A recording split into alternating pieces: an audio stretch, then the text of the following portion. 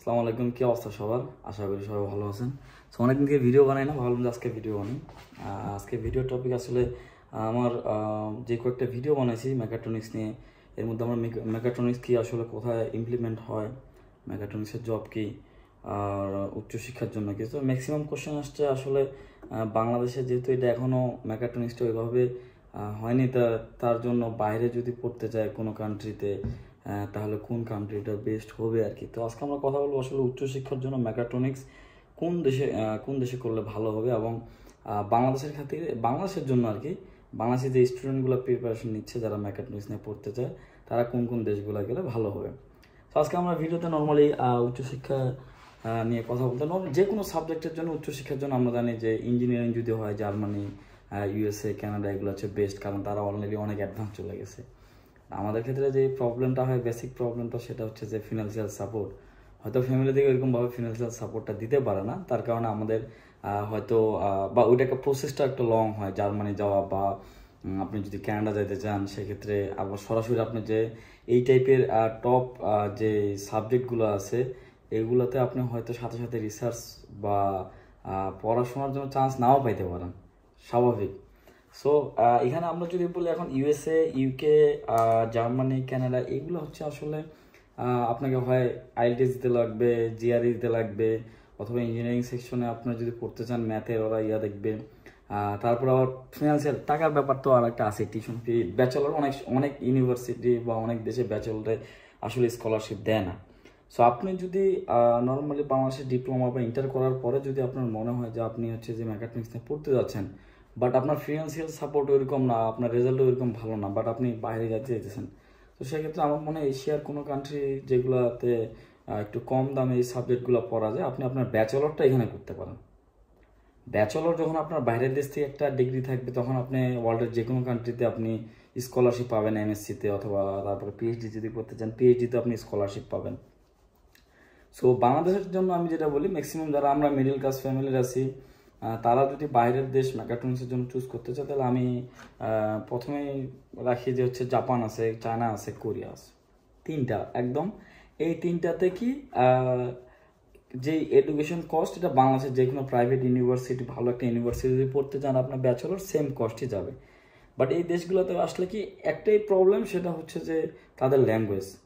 Otherwise তাদের যে ল্যাবের যে ইকুইপমেন্ট, তাদের যে ক্লাবগুলো যেভাবে অ্যাক্টিভ, তাদের স্টুডেন্টগুলো পড়াশোনায় যেভাবে অ্যাক্টিভ, সেটা অন্য লেভেলের, সেটা আপনি কোনো দেশের সাথে কম্পেয়ার করতে পারবেন না।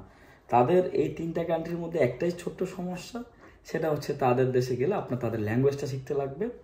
আপনি যত দ্রুত তাদের ল্যাঙ্গুয়েজটা শিখতে পারবেন আপনার জন্য তত ভালো হবে। আদারওয়াইজ আপনার জন্য সার্ভাইভ করা কষ্ট হবে, চলাফেরা কষ্ট হবে। এখন আমি যে ল্যাবে বসে আছি, আমাদের নর্মালি ল্যাবটা দেখতে পাচ্ছেন, আমরা এখানে প্রজেক্ট চলতেছে একটা।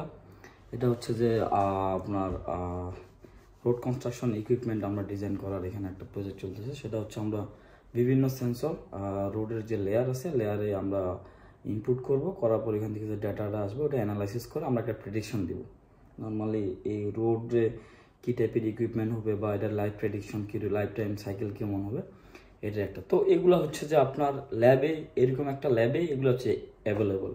সো আপনি যদি আপনার রিসার্চ করতে চান, সেক্ষেত্রে আপনি যে কেউ এই মেশিনটা ইউজ করে সে তার প্রজেক্টটা করতে পারবে। আর এটা অনেক এক্সপেন্সিভ, এখানে যে ইনগ্রিডিয়েন্টসগুলো আছে এগুলো খুবই এক্সপেন্সিভ।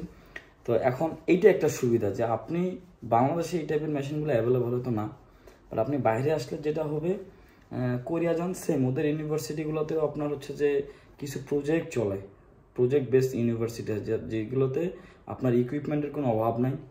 যেটা লাগবে সঠিক আপনার একটা প্ল্যান, আর আপনার যে কাজ করার যে শেখার বা কাজ করার যে একটা আগ্রহ বা আপনার যে প্যাশন আছে, যা সেটা শো করতে হবে। দেন আপনি এখন আমি নর্মালি এটা বলতেছি যারা ব্যাচেলর আসলে আসতে যাচ্ছে বাইরে তাদের জন্য, আর যারা এমএসসি বা পিএইচডির জন্য আসতে যাচ্ছে মেকাট্রনিক্স সাবজেক্টে, তাদের জন্য আসলে রিসার্চ পেপার পাবলিকেশনটা ইম্পর্টেন্ট। কারণ আপনি বাইরের দেশে একটা যদি স্টাডির জন্য পিএইচডি বা মাস্টার্সের জন্য যাইতে চান, সেক্ষেত্রে আপনার তারা দেখবে যে আপনি রিসার্চ বেস কীরকম আগাইছেন। যে রিসার্চ বেস ভালো আগাইতে পারে তার জন্য অনেকগুলো স্কলারশিপ থাকে। সো ব্যাচেলরে তেমন হয়তো স্কলারশিপ পাওয়া যায় না, কারণ ইন্টারের যে এডুকেশন, ওইটাতে একটা স্টুডেন্টের আসলে ওর স্কিল পরিমাপ করা যায় না। তো যার কারণে আমি সাজেস্ট করবো, যদি আপনি ব্যাচেলর করতে চান বাইরের দেশে, আর আপনার যদি ফিনান্সিয়াল সাপোর্ট যদি এরকম না থাকে তাহলে সেক্ষেত্রে আপনি কোরিয়া, জাপান, চায়না 3টার মধ্যে যে কোনো একটা চুজ করেন, করে আপনি আপনার ব্যাচেলর করেন। ব্যাচেলর করার পরে হচ্ছে যে আপনি নিজে ডিসাইড করতে পারবেন যে ওই দেশে থাকা ঠিক হবে নাকি আপনার মেকাট্রনিক্স নিয়ে অন্য দেশে যাইতে হবে। আর আমি মনে করি এগুলো দেশ আপনার যদি একবার ভাষাটা শিখে ফেলেন, এগুলো দেশে আপনার পিএইচডি বন্ধ করতে পারবেন অনায়াসে, এবং এদের ফান্ড আছে, যথেষ্ট পরিমাণ ফান্ড আছে, আপনি চাইলে কাজ আগায় যেতে পারবেন। তো এই হচ্ছে আজকের ভিডিও, আমরা এই পর্যন্ত রাখি উচ্চশিক্ষা। নেক্সটে অন্য টপিক আমরা কথা বলবো। সবাই ভালো থাকবেন, সুস্থ থাকবেন।